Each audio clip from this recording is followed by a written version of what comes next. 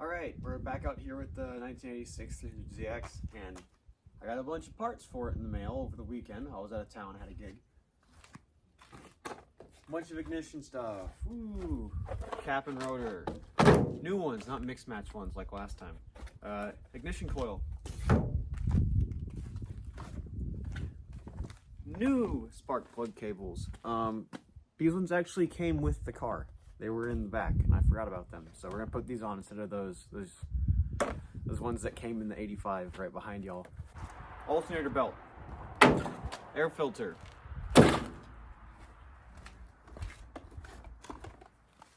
fuel filter. This one also came with the car. Got a bunch of other stuff in here in the cut up Amazon box. Coolant hose, vacuum lines. I got a little bit of fuel line left, fuel injector line, but I'm gonna have to go get some more because this isn't enough. Still have a few parts coming in the mail from Rock Auto. Main one being crank angle sensor. That's the big one I'm gonna need for this because, like I said in the last video, adjusting the ignition timing so little and having such a big effect. I think it's just the crank angle sensor being kind of gummed up or old, I don't know. So I'm gonna try replacing that.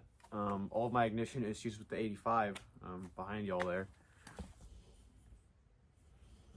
All of my ignition issues with that one were solved after replacing the crank angle sensor, and it's it's like a $50 part, so it's not too bad.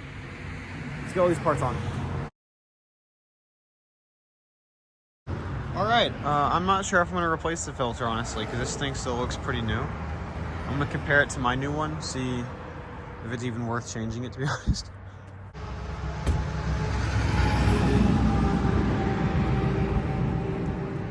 I mean, this one's not bad. It's like, it's not dirty or anything. She's a little dusty, but it still works as a filter. I'm gonna put the old one back in, whatever, it's fine.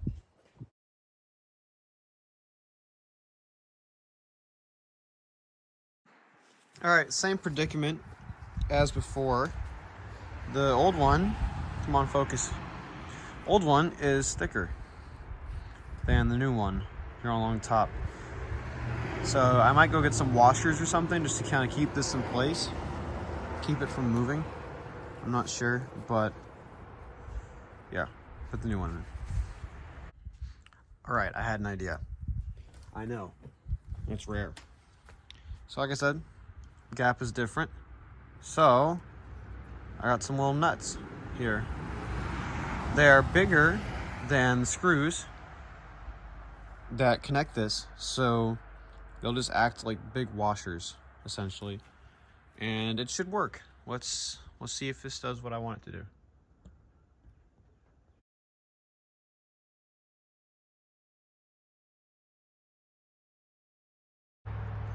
All right, got it to work. I had to tighten them down quite a bit to get the clamp to, bend into the ignition coil that would hold it in place. But I put nuts on the bottom side and then washers on top just to try to keep it from eating up the holes or like trying to pull those bolts through the holes on the bracket. All right, so next is going to be the fuel filter. It's right there. It's pretty dirty. It's been on there for who knows how long. And the procedure for this is you go around back and you unplug the fuel pump, run it till it dies, and that way you relieve the pressure in the fuel line so you can take the fuel filter off. So we do that right quick.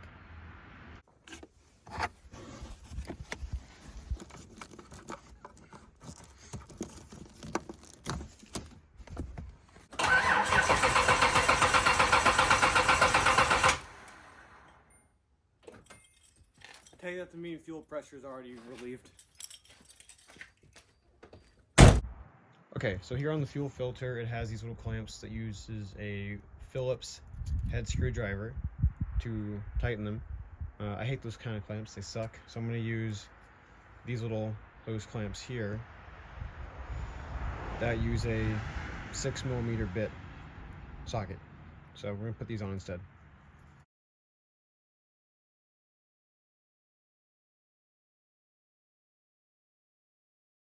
All right, now that that's out and all that disgusting old fuel is leaking all over the ground, gotta get the new lines put in, new fuel filter put in. All right, so what we're gonna do for this fuel filter clamp is there was a Phillips head screw there that was stripped to hell. Took me a while to get it out. And this little band here that holds in place the fuel return line. We're gonna put an 8mm bolt here because it should be the same thread and everything. I got some spares in the back, so I'm gonna grab those right quick and put it on. Now that I have the fuel filter back on the bracket, I cleaned it all up and everything. It looks pretty nice now. So it's ready to go back on the car. We're gonna put the new fuel line on the bottom and then reattach the one that I cut a little bit on the top, just there for now until I get more fuel hose to replace that top hose.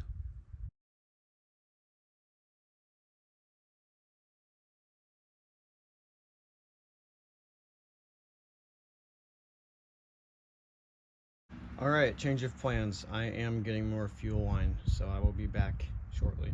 Back from AutoZone, got new fuel hose. It's not the same I was using before. This is rated for 100 PSI, and this is rated for 50, which is fine.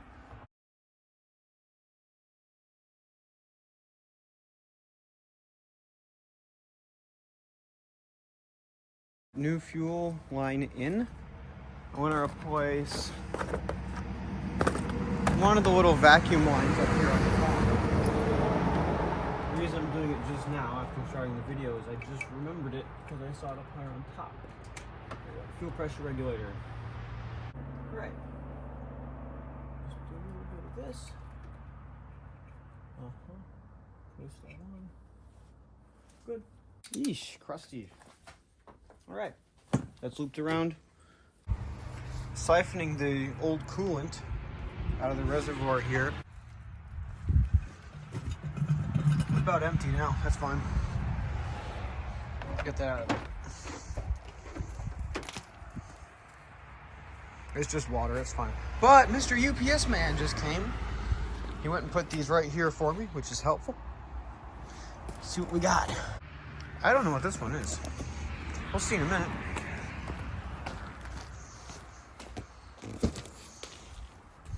Take a guess that that's for this car.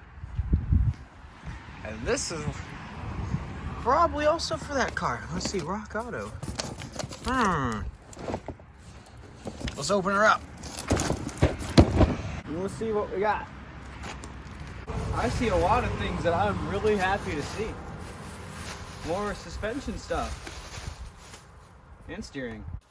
Collector Series 98. That one's going in the stack of magnets back in the house. Put that. Ball joints. Those are for the 85. This should be sway bar linkage. Also 85. Power steering pump rebuild kit. Gonna need that. My power steering pump is leaking like a motherfucker. Inner tie rod. I got confused because they were really long. So inner tie rods. Front strut mount. That's good. Get all these parts inside and we'll get back to work on the 86.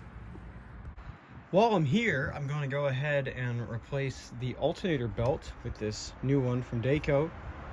I'm also going to take the belt off of the power steering pump because the rack and pinion just dumps power steering fluid everywhere anytime you turn the wheels.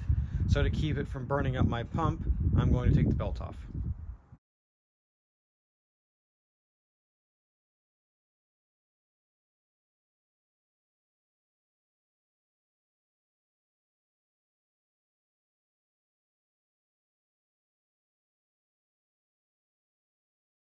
Before I put the fan back on, I want to make sure that everything, works. Make sure it cranks up and runs.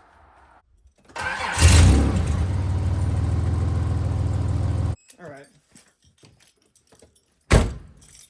It does want to crank up. Got a bunch of shit to do today. Let's get to it. I have a very simple goal for today. Well, simple in thought, not in practice with this car. get it driving and take it to Walmart and give it a full tank of gas. That's my reward for the car making it that far. I did a red neck alignment last night before it got too dark. So I have a slight toe in on the front wheels now compared to a massive outward toe. So that should help with the steering being atrocious. But I finally got new parts. 6 spark plugs and a crank angle sensor. So I'm gonna get that put in. We'll do the brake pads later. Brakes aren't super important. I'm trying to go, not stop. So, get this opened up. Get all these parts we're putting on over here at least. I like the Z31 because you have these built-in shelves right here. Just put all your tools, parts, whatever. It's handy. We're gonna start with the crank angle sensor first. Start at the bottom and then work our way back up.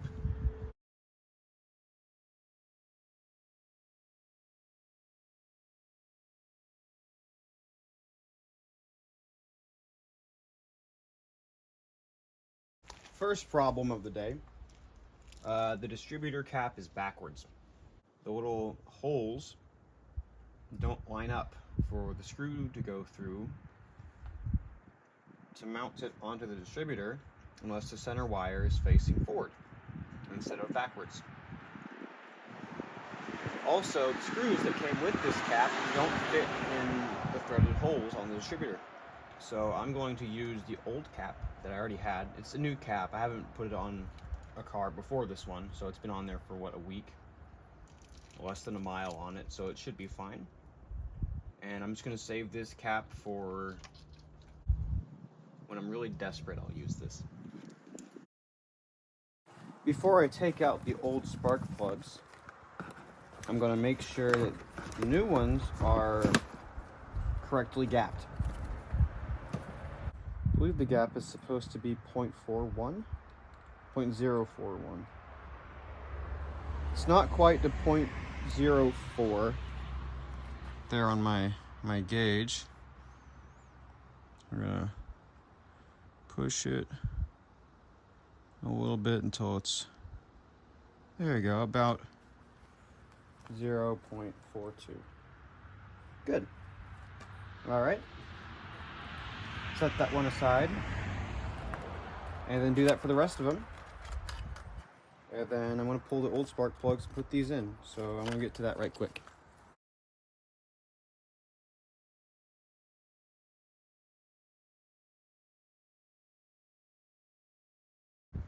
As these types of jobs go, issues. Spark plug just doesn't want to come out. There's this little piece of metal in there. If you can get the camera to focus.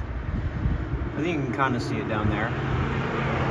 That is keeping my socket from going down onto the spark plug. It just wants to rotate. So I have 5 of the plugs out.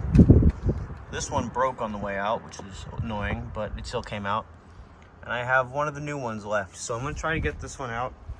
I want to get my screwdriver in there, my flathead, and try to see if I can move that piece of metal out of the way or something. Just try to figure out what's keeping my socket from going down onto the spark plug. And we'll go from there.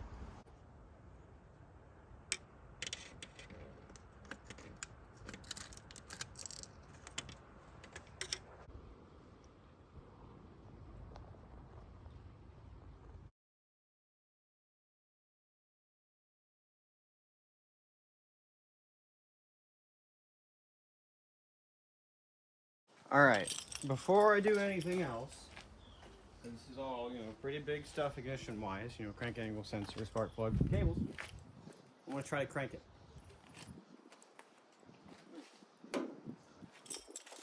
See if it starts.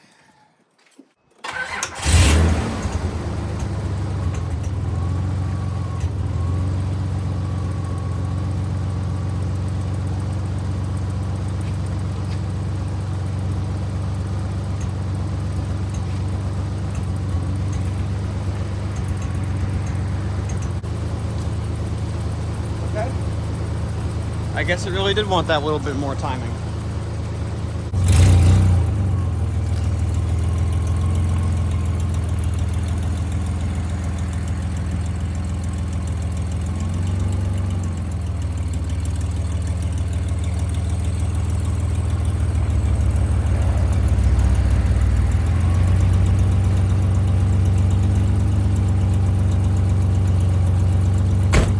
Something doesn't sound very happy.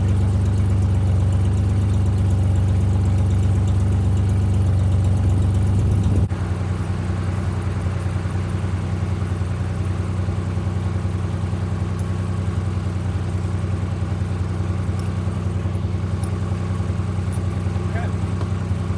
I think that'll have to do.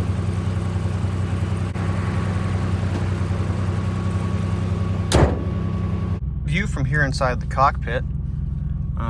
Tack still doesn't work. Temperature gauge, I'm not sure. It eventually will work its way up, and past it has at least. Oil pressure sensor, obviously nothing. We do have voltage. It's a little high, getting close to 15. Fuel gauge looks like it works, at least. So, I'm going to continue to let it run for a bit. I'm gonna go inside, get my wallet. I'm gonna have at least have my license on me while I'm driving this piece of shit around. And yeah, we'll see what happens. Found out why my temp gauge wasn't working. It had come unplugged.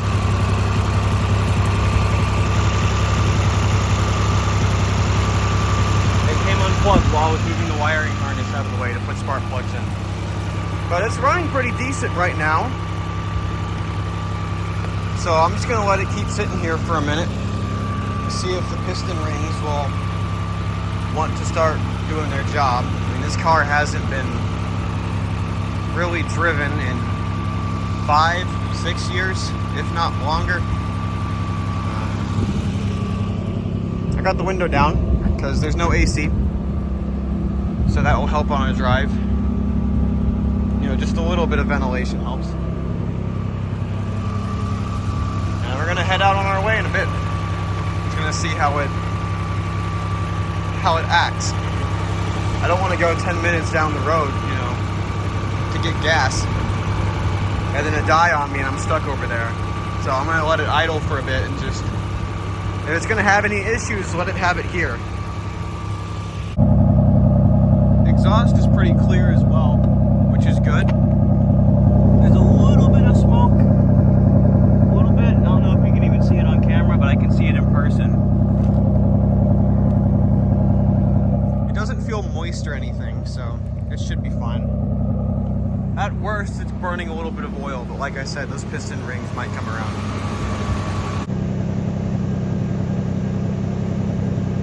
"10-minute update. No issues really. It's still running fine. Seems to be continuing to run nice and smooth. Let's check the temp. Right in the center, so we're good there.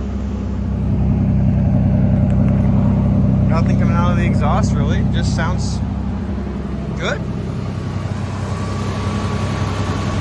I'm feeling pretty good.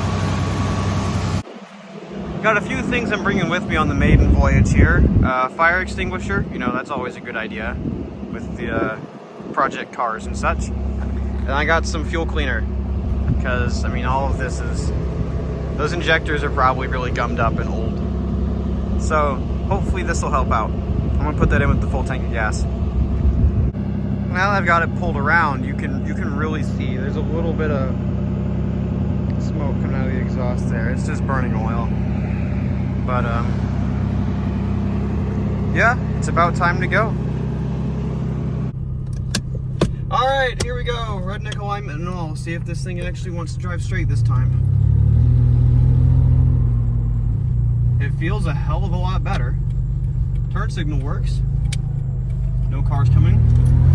Here we go. Oh, she slips.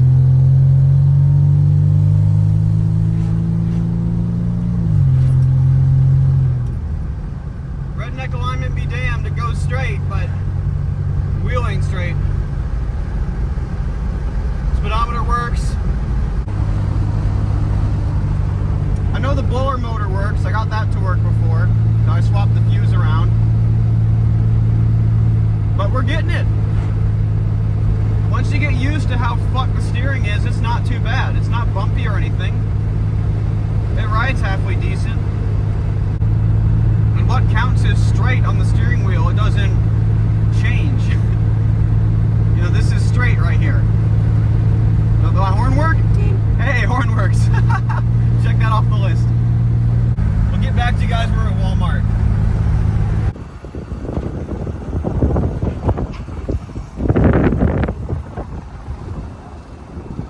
Let's see if it'll start without the jump box. Nope. All right.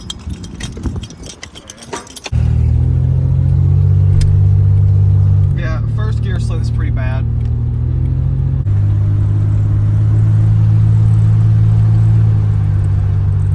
But I do like that it goes all the way to fourth, no issue really. It has no problem shifting. It's just whenever it is in the first gear and a little bit of second gear, it slips. Not terribly, I mean, you still accelerate, but it ain't great. What I do like, compared to the 85 with this one, is the overdrive button on the shifter. I can just turn fourth gear on and off. We'll get home, and we'll make sure nothing's leaking, burning, etc. See you guys in a bit.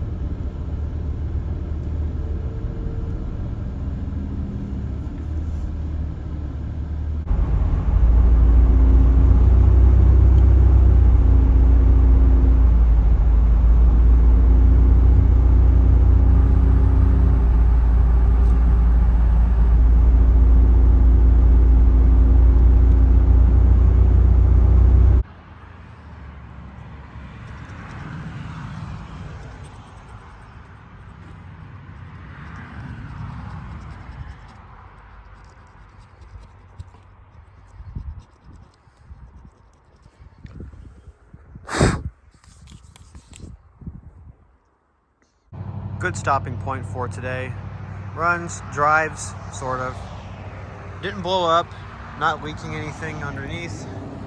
So I want to call that good enough for today. Obviously a lot more work will have to be done. More hours put into this old thing, but it's good enough for me for today.